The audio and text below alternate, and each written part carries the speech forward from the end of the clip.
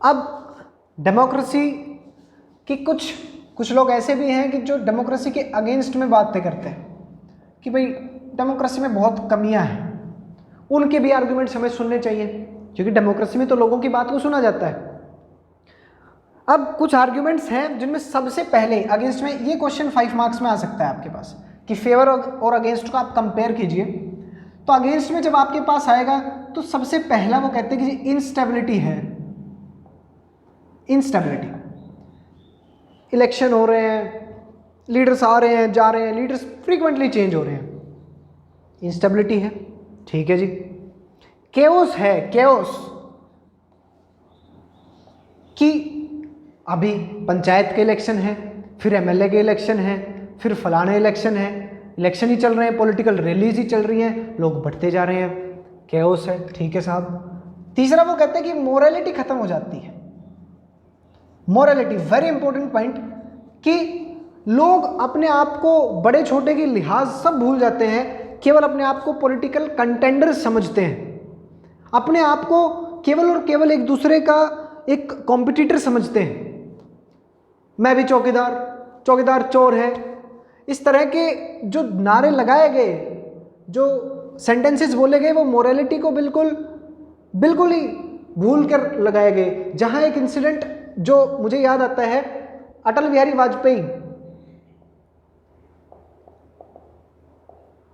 वाजपेयी जी ने पार्लियामेंट में एक बार हिटलर वर्ड यूज कर दिया उस समय के प्राइम मिनिस्टर जवाहरलाल नेहरू जी के लिए, और इन्होंने 14 डेज तक इन्होंने पार्लियामेंट ना जाने का निर्णय लिया। इन्होंने एक अपॉलॉजी लेटर लिखा प्राइम मिनिस्टर को कि सर आई एम सॉरी, मैंने आपके लिए इतना गलत वर्ड यूज किया। ये रिस्पेक्ट थी, ये मोरालिटी थी उस समय हमारे अपोजिशन में और पोजीशन के अंदर। जहां बहुत सारे अपोजिशन लीडर्स जो थे, जब पंडित जवाहरलाल नेहरू की फर्स्ट कैबिनेट थी तो उन्होंने बहुत सारे अपोजिशन लीडर्स को कहा कि आप आइए, हम मिलकर के गवर्नमेंट बनाते हैं। एक मोरल जो थे उनके अंदर वो बहुत हाई थे, और आज की कंडीशंस के अंदर ये चीज़ें खत्म होती जा रही हैं, ये भी ठीक है। उसके बाद वो कहते हैं कि लैक ऑफ एजुकेशन है जी, आपके लोगों के पास मिनिमम एजुकेशन ही नहीं है, उनको पता ही नहीं है कि उसके वोट की वैल्यू क्या है।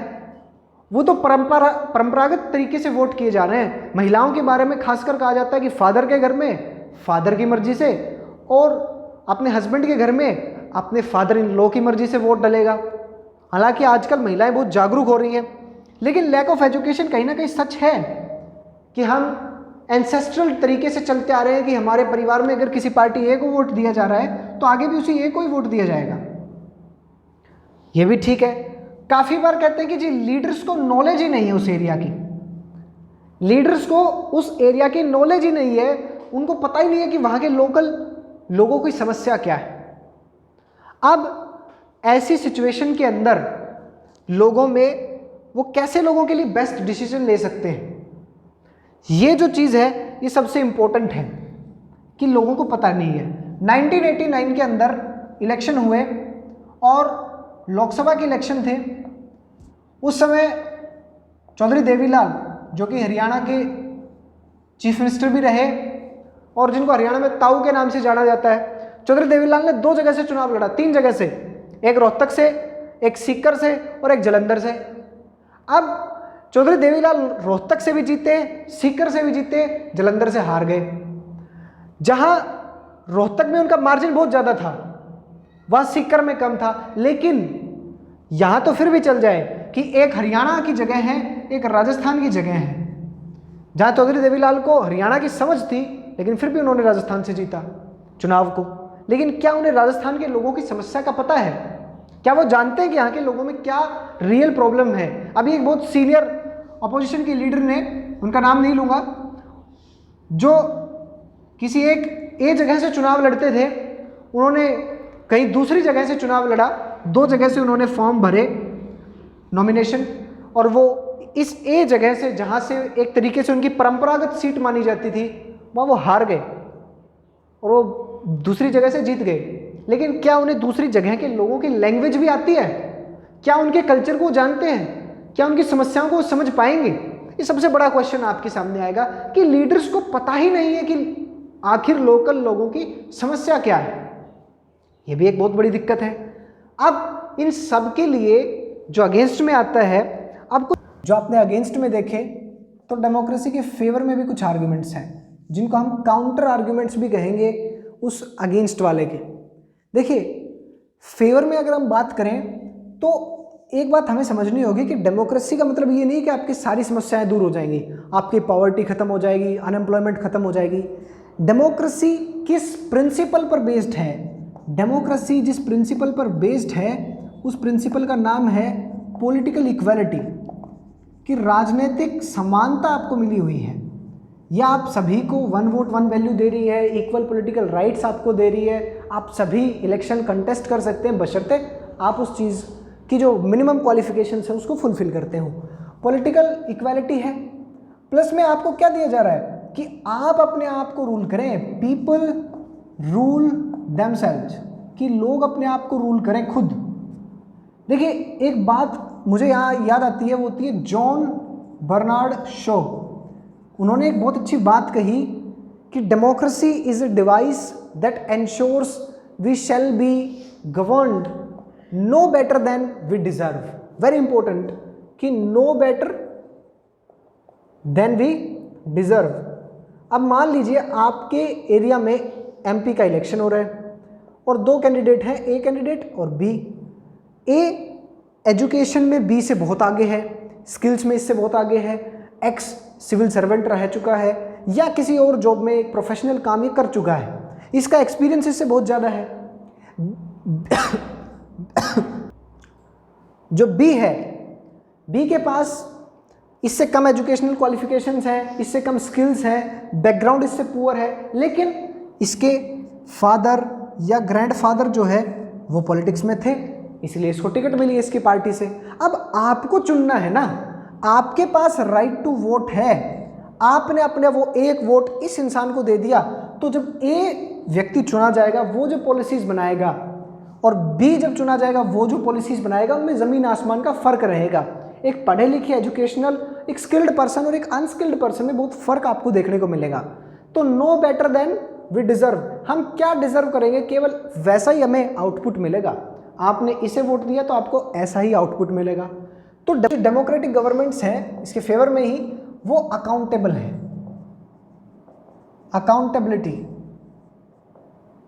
अकाउंटेबिलिटी है, जवाबदेही है जनता के प्रति। आप इंडिया के अंदर देखें, आपने पार्लियामेंट के अंदर आपने देखा तो जो कैबिनेट है, काउंसिल ऑफ मिनिस्टर्स है, वो रिस्पॉन्सिबल है किसके प्रति? लोकसभा के प्रति। लोकसभा में उसको जवाब देना पड़ता है, क्वेश्चन आवर्स में, 0 आवर्स में। उसके बाद जनता के पास भी लोग जो हैं वो भी उससे सवाल करते हैं।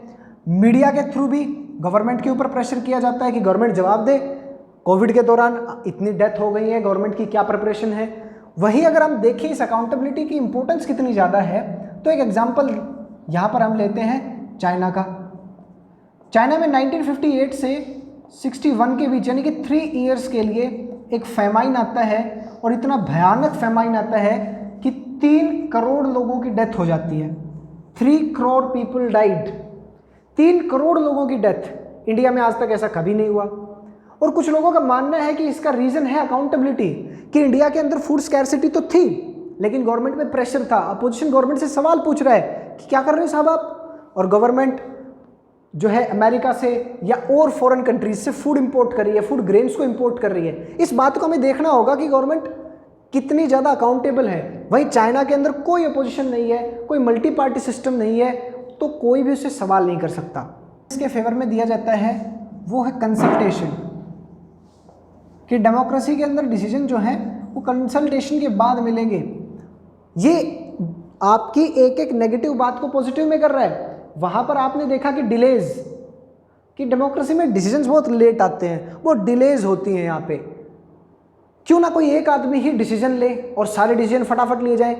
वहाँ पर आपने देखा कि जो चाइना का फेमाइन था उसके अंदर एक्चुअली में क्या प्रॉब्लम थी कि चाइनीज कम्युनिस्ट पार्टी के चेयरमैन माओ जेडोंग, जिनका रियल नेम माओ सेतुंग था, उन्होंने एक ऑर्डर पास किया 1958 में कि आप सभी बर्ड्स को, स्पेशली जो स्पैरो हैं, जो चिड़ियां हैं, उनको मारिए। अब ये ऑर्डर पास कर दिया गया। उन्होंने सारी की सारी चाइनीज़ जनता ने चिड़िया को मारना शुरू कर दिया। अब इससे हुआ क्या, जो इकोसिस्टम है वो डिसबैलेंस हो गया। इकोसिस्टम कि चिड़िया जो है या जो बर्ड्स हैं वो उन हार्मफुल वॉर्म्स को खा लेते हैं जो आपकी क्रॉप्स को नुकसान पहुंचा सकते हैं। अब उनको किसी ने जब मारा ही नहीं, क्योंकि जब चिड़िया रही ही नहीं, जब इकोसिस्टम से एक उसका फैक्टर हट गया तो वो कीड़े बढ़ते गए और उन्होंने पूरी क्रॉप को ख़त्म कर दिया, ख़राब कर दिया। और इसका रिजल्ट क्या था, 3 करोड़ लोगों की डेथ, 3 करोड़ पीपल डाइड, एक आदमी के डिसीजन लेने की वजह से। लेकिन डेमोक्रेसी में तो कंसल्टेशन है, बहुत सारे लोग पहले उसको पॉलिसी को ड्राफ्ट करते हैं, उस पॉलिसी को ड्राफ्ट करने के बाद उस बिल को प्रेजेंट किया जाता है पार्लियामेंट के अंदर या किसी भी स्टेट के लेजिस्लेचर में, अगर वो स्टेट से रिलेटेड है तो। उसके बाद उसके ऊपर डिस्कशन होते हैं, डिबेट्स होती हैं और अपोजिशन अपनी जो वैल्यूएबल एडवाइसेस हैं वो ऐड करवाती हैं, मीडिया उसको इन्फ्लुएंस करती है, लोग भी उसमें अपना पार्टिसिपेशन दिखाते हैं। कंसल्टेशन जो तीसरा इसके फेवर में दिया गया और जो बहुत इंपॉर्टेंट भी है वो है कि जो डिफरेंसेस हैं और जो कॉन्फ्लिक्ट्स हैं उनको रिजोल्व करने का तरीका। देखिए, इंडिया एक मल्टी कल्चरल कंट्री है। इंडिया में डिफरेंट रिलीजन के लोग हैं, रिलीजन के अंदर बहुत सारे सेक्ट्स होते हैं या बहुत सारी कास्ट्स होती हैं। ऐसी सिचुएशन के अंदर डिफरेंसेस होना आम बात है और कभी कभी ये डिफरेंसेस कॉन्फ्लिक्ट्स में भी बदल जाते हैं। ऐसी सिचुएशन में आपके पास 2 तरीके हैं, या तो फर्स्ट कि जो मेजॉरिटी है, जिसके पास पैसा है, जिसके पास पावर है, वो माइनॉरिटी को ऑप्रेस कर दे, दबा दे, या फिर जो दूसरा तरीका है, जो ये तो नॉन डेमोक्रेटिक हो गया क्योंकि एक ऊपर है और दूसरे को दबाया गया है, इसका मतलब अनडेमोक्रेटिक सिस्टम है। डेमोक्रेसी इसका एक पीसफुल तरीका निकालती है। डेमोक्रेसी आपको क्या इंश्योर करवाएगी, मान लीजिए किसी जगह पे कोई गवर्नमेंट बनी ए, किसी स्टेट में किसी एक गवर्नमेंट है जिसका नाम है ए, उस गवर्नमेंट ने किसी पर्टिकुलर कास्ट को ऑप्रेस करना शुरू किया, इसके खिलाफ ऑपरेशन शुरू किया कि इस कास्ट के अलावा इसके भी जो जितने भी एंटी हैं वो सब हमें वोट देंगे और हम सरकार में रहेंगे। लेकिन क्योंकि डेमोक्रेसी है और डेमोक्रेसी में नो परमानेंट विनर, कोई भी परमानेंट विनर नहीं है, कोई भी परमानेंट लूजर नहीं है, हर 5 साल में इलेक्शन होंगे, चेंज हो जाएगा। ऐसी सिचुएशन में इस गवर्नमेंट को, इस पार्टी को भी इस बात का डर है कि व्हाट इफ हम नेक्स्ट इलेक्शन में हार जाए, अगर ये सब लोग यूनाइट हो जाते हैं, अगर लोगों ने कास्ट के बेसिस पे लड़ना बंद करके और गवर्नमेंट की पॉलिसीज़ पे, गवर्नमेंट की डेवलपमेंट पे काम करना शुरू किया, तब क्या होगा। या मान लीजिए कभी इस कास्ट के लोगों ने गवर्नमेंट बना ली, तब हमारे साथ क्या होगा। एक पीसफुल तरीका है और पीसफुल तरीके में गवर्नमेंट इस तरीके के अलावा जो है वो होती है इंडिपेंडेंट जुडिशरी। देखिए, इंडिपेंडेंट जुडिशरी बहुत इंपॉर्टेंट है। जुडिशरी के ऊपर गवर्नमेंट का कोई कंट्रोल नहीं है, जुडिशरी इंडिपेंडेंट रहेगी, इसके जो जजेस की अपॉइंटमेंट होगी वो बिल्कुल इम्पार्शियल होगी, साथ ही साथ इसके डिसीजंस इम्पार्शियल होंगे, फैक्ट्स और फिगर्स के आधार पे इसके डिसीजंस दिए जाएंगे, इसमें किसी को फेवर नहीं किया जाएगा, अननेसेसरी फेवर नहीं किया जाएगा। फॉर एग्जाम्पल, अयोध्या राम मंदिर डिस्प्यूट, जहां हिंदू कम्युनिटी ने कहा कि ये राम मंदिर की जगह है, जहां मुस्लिम कम्युनिटी ने कहा कि नहीं, यहां तो बाबरी मस्जिद थी।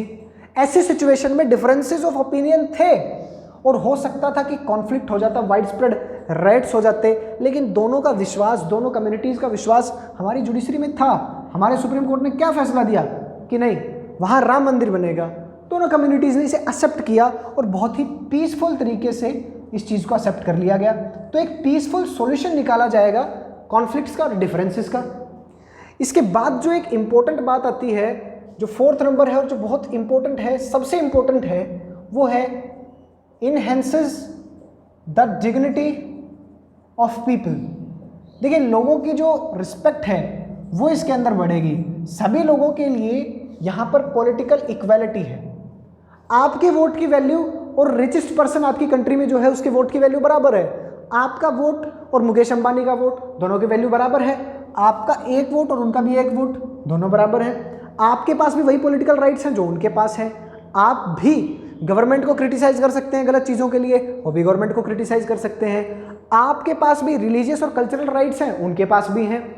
आपके पास भी राइट अगेंस्ट एक्सप्लॉयटेशन है, उनके पास भी है।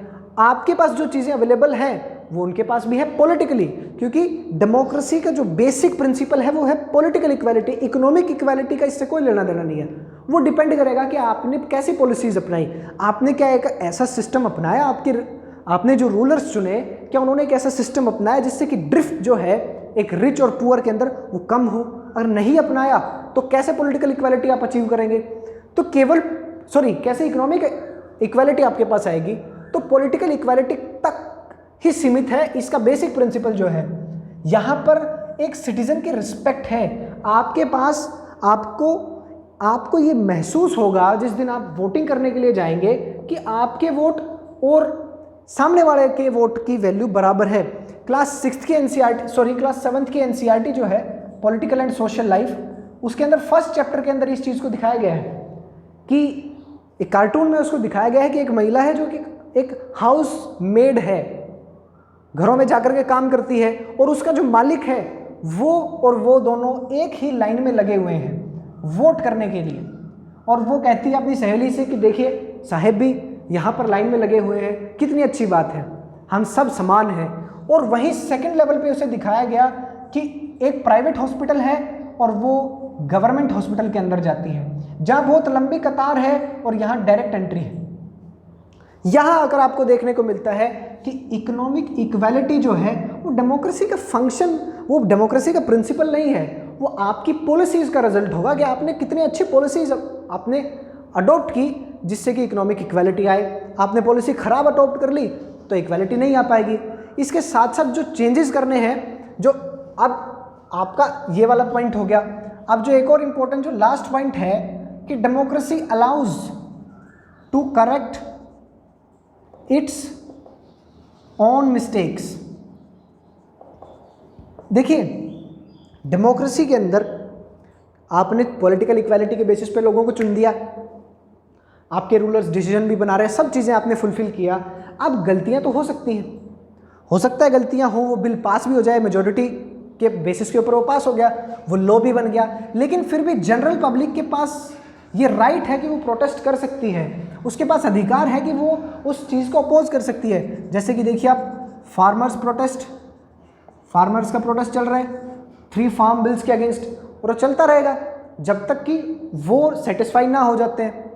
इसीलिए यहाँ पर एक बात बोली जाती है कि या तो आप पॉलिसी बदल दें या आप खुद बदल दिए जाएंगे, क्योंकि लोगों के पास पावर है। अगर आप लोगों की विल के अगेंस्ट जाके, उनकी चॉइस के अगेंस्ट जाकर के, लोगों के हितों के अगेंस्ट जाकर के कोई बिल, कोई एक्ट अगर आप लेकर के आएंगे तो नेक्स्ट इलेक्शन में वो आपके अगेंस्ट वोट करेंगे और आपको पावर से बाहर निकाल फेंकेंगे। इसका एक बहुत अच्छा एग्जाम्पल देखने को मिला कनाडा के अंदर। कनाडा के अंदर 2004 के अंदर इलेक्शन हुए 28 जून को, 28 जून 2004 को कनाडा में इलेक्शन हुए। आपके जितने भी कार्टून्स दिए गए हैं, जितने भी बॉक्सेस दिए गए हैं, उनमें से प्लीज़ आप पढ़ें, क्योंकि वहाँ से बहुत बार एनटीएससी में क्वेश्चन आता है। 1 मार्क्स के जो क्वेश्चन है वो वहाँ से फ्रेम होते हैं। 2004 के अंदर इलेक्शन है, लिबरल पार्टी जो है वो रूलिंग पार्टी थी, और आपके कार्टून में भी दिखाया गया है पॉल मार्टिन प्राइम मिनिस्टर थे। पॉल मार्टिन के प्राइम मिनिस्टर रहते हुए लोग बहुत नाखुश थे उनसे कि लिबरल्स ने बहुत हालत ख़राब कर दी है। लोगों ने पॉल मार्टिन के खिलाफ वोट किया, लिबरल पार्टी के खिलाफ वोट किया, और 2004 में मेजॉरिटी इनके हाथ से चली गई। इन्हें कॉलिशन की गवर्नमेंट बनानी पड़ी। 2006 तक जैसे तैसे इन्होंने काम चलाया, और 2006 में फिर इलेक्शन हुए, और अब की बार कंजर्वेटिव पार्टी जो थी वो यहाँ पर जीत गई। पॉल मार्टिन प्राइम मिनिस्टर नहीं रहे। ये लोगों की पावर है। आप या तो अपनी गलतियां खुद सुधार लें, आप नहीं सुधारेंगे तो लोग आपको बदल देंगे। या तो आप अपनी गलतियों को माने और उसको सुधारें, लोगों के अकॉर्डिंग काम करें, क्योंकि बेसिक जो चीज़ है वो है रूल बाय द पीपल। लोगों के द्वारा शासन होना है, आपका कोई लेना देना नहीं है। आपको तो केवल जनता ने अपना रिप्रेजेंटेटिव चुन के भेजा है, आप तो उनके अकॉर्डिंग काम करें। ये इसके फेवर में आर्ग्यूमेंट है।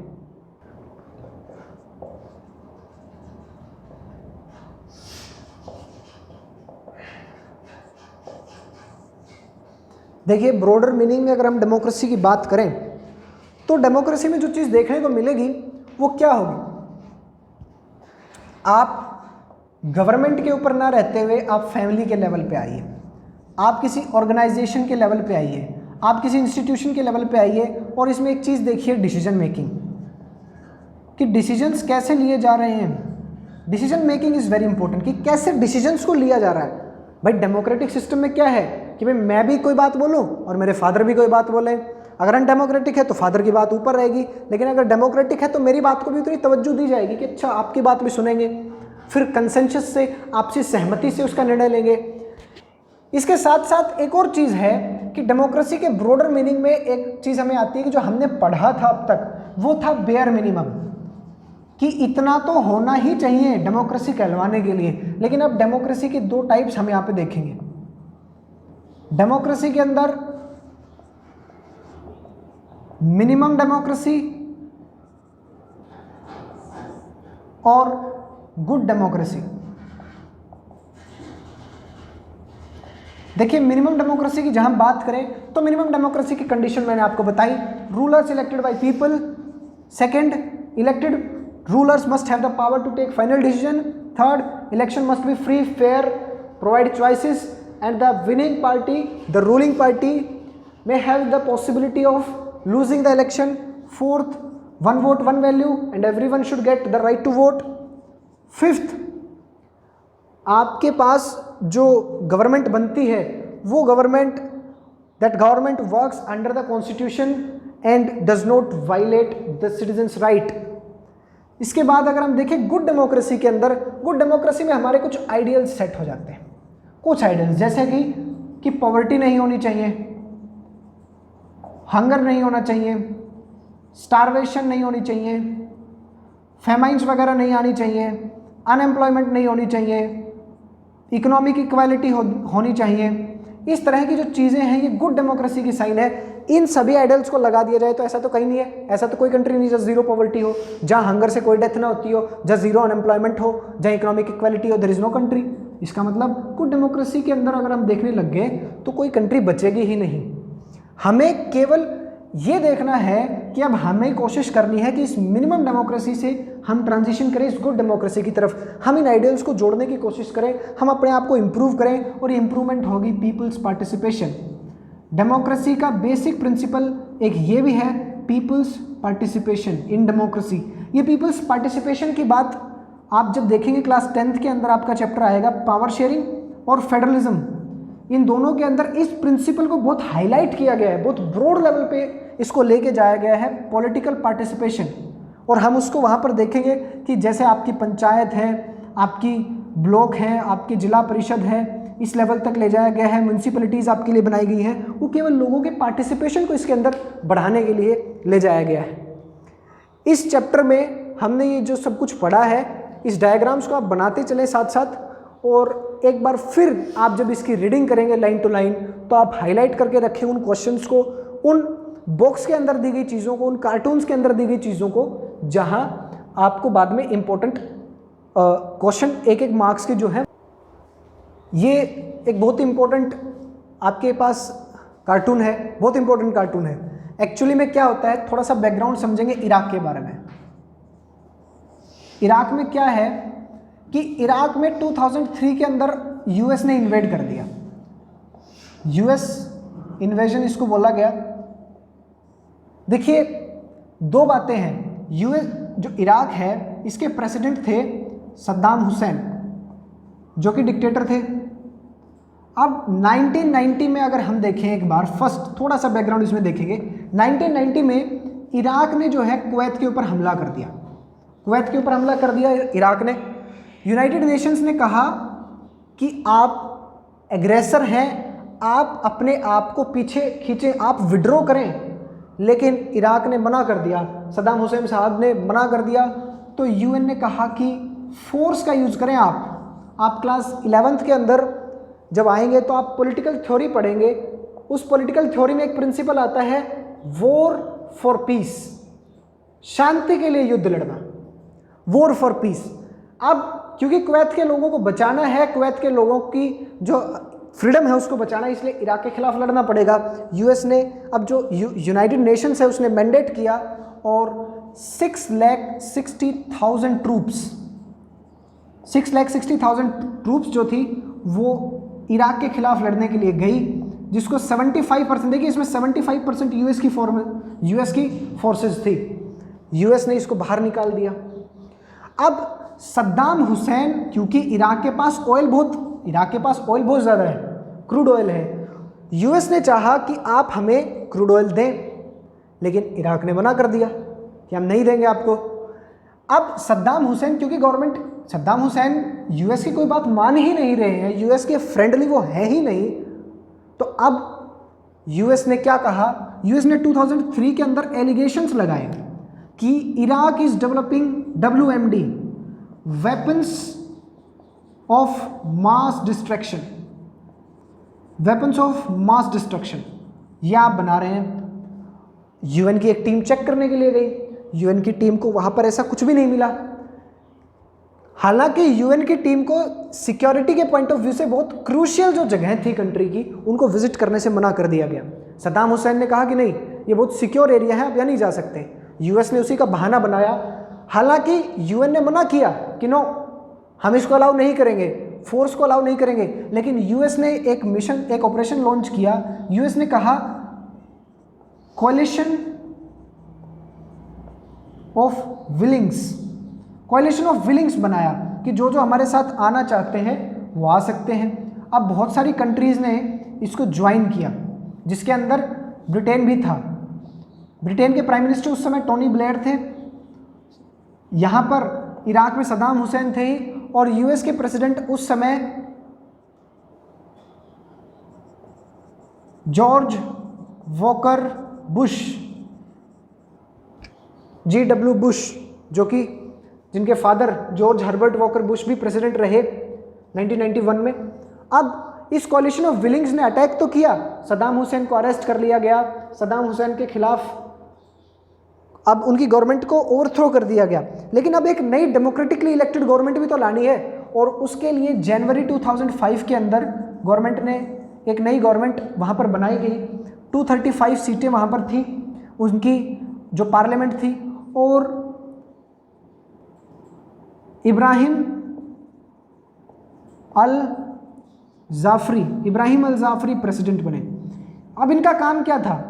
इनका काम था कि आप कॉन्स्टिट्यूशन बनाइए, इराक के लिए संविधान बनाइए, इराक प्रिंसिपल्स पे चले, इराक इस्लामिक लॉ पे थोड़ी चलेगा, डेमोक्रेसी इस्लाम, आप डेमोक्रेसी लेके आइए इसके अंदर, फर्स्ट थिंग। सेकंड थिंग, आप कुछ लेजिस्लेटिव फंक्शन भी कर सकते हैं जब तक कि नया संविधान ना आ जाए। जैसे नया कॉन्स्टिट्यूशन आएगा, आपको नया काम करने के लिए जो उसके जो प्रिंसिपल होंगे उसी के अकॉर्डिंग आपको काम करना होगा, तब तक के लिए लेजिस्लेटिव फंक्शंस को आप परफॉर्म कर सकते हैं। ये दो काम करने के लिए दिया गया, यानी कि फोर्स का जो मतलब है, इसका मतलब है कि आपने अब वेपन्स के दम के ऊपर, वेपन्स की उसके ऊपर आपने यहाँ पर डेमोक्रेसी स्टेब्लिश की है।